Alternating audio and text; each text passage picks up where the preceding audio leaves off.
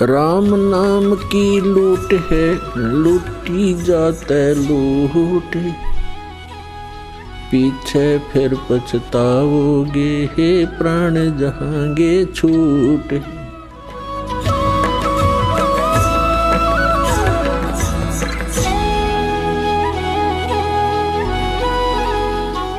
अब यहां ये सिद्ध करते हैं कि रजगुण क्या है, सद्गुण क्या है, तमगुण क्या है। समझदार को, बुद्धिमान को थोड़ा संकेत ही पर्याप्त होता है। देखिएगा, ये मार्कंडेय पुराण है, अपने सदग्रंथों से हम सिद्ध करेंगे, और ये गीता प्रेस गोरखपुर से प्रकाशित है। सचित्र मोटा टाइप, केवल हिंदी वही की वही उसी तरह। और इसके 123 पृष्ठ पर आपको ले चलते हैं।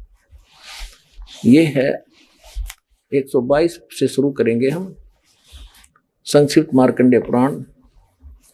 यहाँ मार्कंडेय जी अपना ज्ञान बताते जा रहे। मार्कंडेय जी बोले, मुने, अब हम 123 पे पढ़ रहे हैं, 123 पे। अब यहां मार्कंडेय जी बोले, मुने, रजगुण प्रधान ब्रह्मा, तमोगुण प्रधान रुद्र और सत्व प्रधान विश्व पालक विष्णु, यही 3 देवता हैं और यही 3 गुण हैं। परमेश्वर ने 600 वर्ष पहले कहा था, गुण तीनों की भक्ति में ये भूल पड़ो संसारे, कह कबीर निज नाम बिना कैसे उतरो पार। 3 देव की जो करते भक्ति, उनकी को देना हो वह मुक्ति। सिद्ध होगा रजगुण ब्रह्मा, सतगुण विष्णु और तमगुण शिव जी, यही 3 देवता और यही 3 गुण भी कहे जाते हैं। और कंसेप्ट क्लियर करते हैं, देखिएगा। यह है श्रीमद् देवी भागवत, इसमें संस्कृत भी साथ है। और ये कहां से छपी है, देखिए, ये है अथ देवी भागवतम सभाष्टीकम समात्यम, खेमरा श्री कृष्ण दास प्रकाशन, मुंबई 4। इसके हम आपको तीसरे स्कंद में ले चलते हैं। ये देखिएगा, श्रीमद् देवी भागवते भाषा टीका युक्ते तृतीय स्कंध प्रारंभते। यहां देखना, इसके ये प्रश्न नंबर 11 पे तीसरे स्कंद में, और अध्याय नंबर 5 का हम श्लोक नंबर 8वां पढ़ेंगे। 7वां है, समाप्त होता है। हे माता, शंकर भगवान कह रहे हैं, हे माता, यदि हमारे ऊपर सदा आप दयायुक्त हो तो हमको तमोगुण में किस प्रकार प्रदान किया, ब्रह्मा रजोगुण और हरि सत्वगुण युक्त किए, क्यों किए। अब संस्कृत भी देखेंगे, ये संस्कृत है। ये 7वां श्लोक समाप्त हुआ, 8वां प्रारंभ हुआ। यदि दया धर्मना नसदाम्बिके कथम अहम विहित, मैं क्यों बना दिया, क्यों उत्पन्न कर दिया तमोगुण, और कमल जय, कमल से उत्पन्न होने वाले ब्रह्मा जी को रजोगुण संभव, रजोगुण क्यों उत्पन्न कर दिया, और सुविहित किमु सतोगुणो हरि, विष्णु को आपने सतोगुण क्यों बना दिया। इति सिद्धम रजगुण ब्रह्मा सतगुण विष्णु तमगुण शिव जी।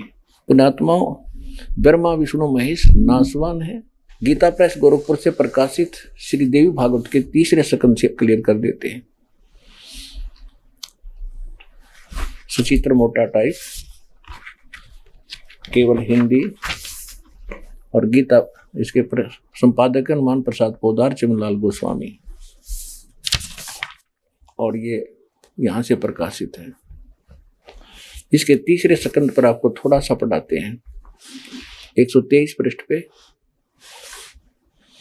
तीसरा स्कंद।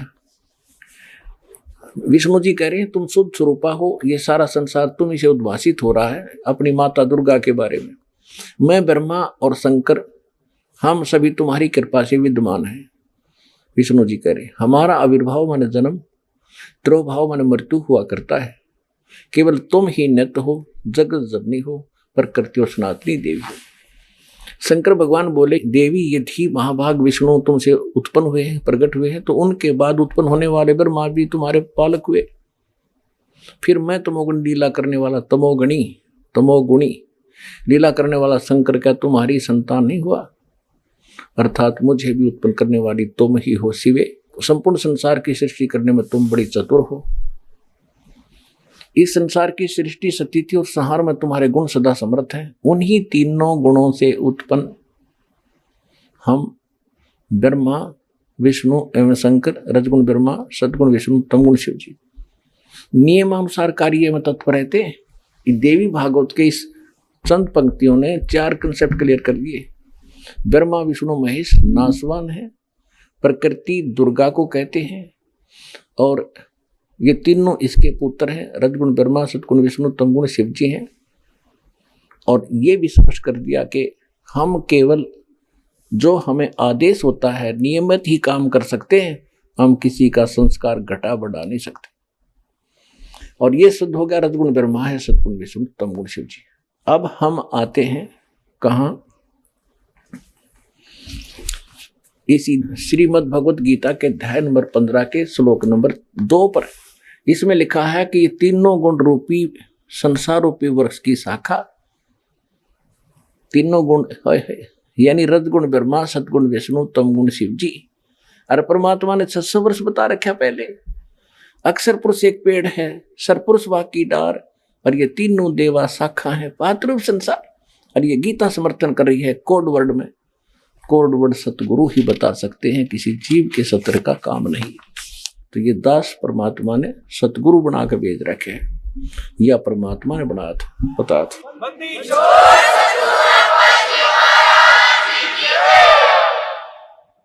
अब ये देखिएगा, अब हम आगे श्रीमद् भगवत गीता, ये वही गीता प्रेस गोरखपुर से प्रकाशित अध्याय नंबर 15 और श्लोक नंबर हमने पढ़ लिया। ऊर्ध्व मूलम अधः शाखम, ये सारा पढ़ लिया आपने, उसके पत्ते कहे गए हैं। और यहां आ गया है कि ये उस संसार रूपी वृक्ष की तीनों गुण यानी रजगुण ब्रह्मा, सदगुण विष्णु, तमगुण शिव जी, ये नहीं, ये गलत अनुवाद कर रखा है। विषय पर वाला शाखा, संस्कृत पढ़ लो, शिक्षा का यही तो लाभ है। विषय पर वाला शाखा, विषय विकारों वाली शाखा है। रजगुण तमगुण समगुण ये विकार ही है, और नीचे और ऊपर फैली हुई, सर्वत्र नहीं है। मनुष्य लोक में कर्मानुबंधनी मूलानी, कर्मा के अनुसार बांधन की भी ये मुख्य कारण है। ये ब्रह्मा विष्णु महेशी, ये नीचे और ऊपर यानी स्वर्गलोक और पाताल लोक में फैली हुई है। पृथ्वी लोक पर ज्ञान यू बोला जा रहा। अब तीसरे में क्या कहा है कि इस वृक्ष, संसार रूप वृक्ष का स्वरूप जैसा कहा है, यहां विचार काल में नहीं पाया जाता कि इसका आदि अंत नहीं। अब गीता ज्ञानदाता स्पष्ट कर रहा है कि जो गीता का ज्ञान मैं तुझे दे रहा हूं, यहाँ तेरे मेरे विचार विमर्श में, तेरे मेरे डिस्कशन में मैं क्लियर नहीं बता पाऊंगा इस सृष्टि रचना के बारे में, यानी संसार रूपी वृक्ष के बारे में मैं नहीं जानता। वो तो चौथे अध्याय के 34वें श्लोक में स्पष्ट कर दिया, इसलिए कि वो कंप्लीट ज्ञान तो तत्व ज्ञान है, वो भगवान बोलता है। चौथे अध्याय के 32वें श्लोक में स्वयं बताता है, और चौथे अध्याय के 34वें श्लोक में बताया कि वो तत्व ज्ञान जो भगवान खुद आकर बोलता है, उसको तत्वदर्शी संत ही बताते हैं, उनसे पूछ। तो यहाँ भी स्पष्ट हो गया इससे कि मैं जो तुम्हें बताने जा रहा हूँ गीता का ज्ञान, मैं कंप्लीटली नहीं जानू, बता सकता, मैं नहीं बता पाऊंगा तुझे यहाँ गीता के डिस्कशन में, विचार विमर्श में। ये देखिएगा, इस संसार का जो स्वरूप कहा है यहाँ, वैसा यहाँ विचार काल में, यानी तेरे मेरे गीता जी वाले इस विचार विमर्श में मैं नहीं बता पाऊंगा, मैं नहीं पाया जाता, क्योंकि न तो इसका आदि है न इसका अंत है, और न इसकी अच्छी प्रकार स्थिति है। अब इसको पता ही नहीं है तो आप स्थिति को नहीं, और इसलिए इस सुविरूढ़ मूलम अस्वथम अति दृढ़, इसको छोड़ दो, अति दृढ़ मूल वाले यानी संसार रूपी पीपल के वृक्ष को असंख्य शस्त्र, इन्होंने वैराग रूप शस्त्र बता दिया, नहीं, तत्व ज्ञान रूपी शस्त्र के द्वारा काटकर अच्छी तरह तत्व ज्ञान से समझकर।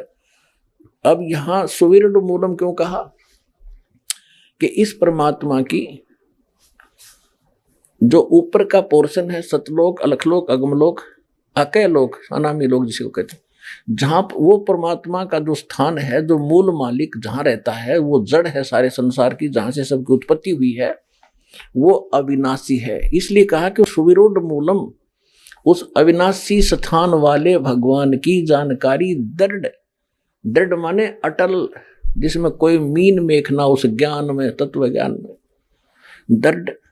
देखो, दृढ़ेन असंग शस्त्रेण छित्त्वा, उस अटल तत्व ज्ञान रूपी शस्त्र द्वारा काट के, यानी अज्ञान रूप में, अज्ञान अंधकार में छुपी हुई इस गुत्थी को उस तत्व ज्ञान से समझकर उसके पश्चात चौथा 15वें अध्याय का चौथा श्लोक देखिएगा।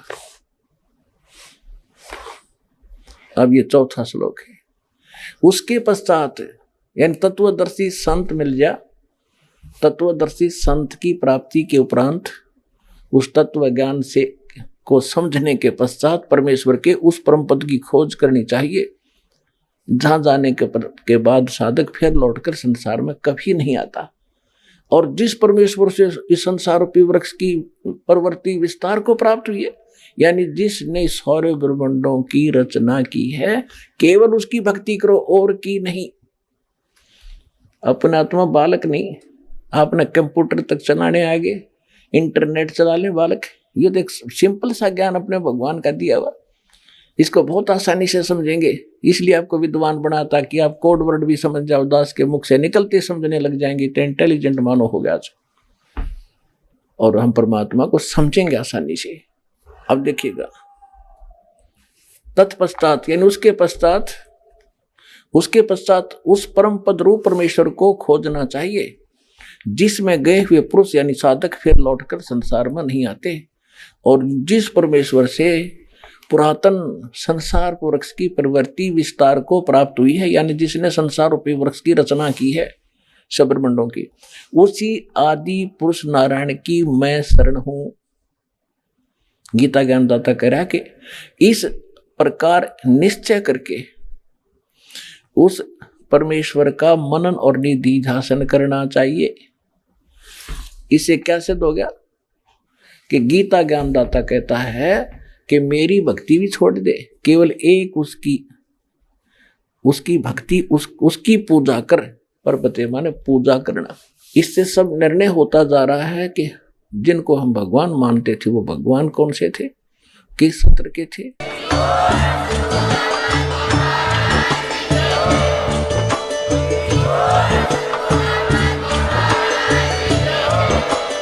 आप सुन रहे थे जगत गुरु तत्वदर्शी संत रामपाल जी महाराज जी के मंगल प्रवचन। अधिक जानकारी के लिए विजिट कीजिए हमारी वेबसाइट www.jagatgururampalji.org। संत रामपाल जी महाराज जी के शुभ आशीर्वाद से पूरे विश्व भर में 500 से भी ज्यादा नाम दीक्षा केंद्र हैं, जिन पर संत रामपाल जी महाराज जी द्वारा ऑनलाइन निशुल्क नाम दीक्षा दी जा रही है। अपने नजदीकी नाम दीक्षा केंद्र का पता करने के लिए संपर्क करें 8222880541।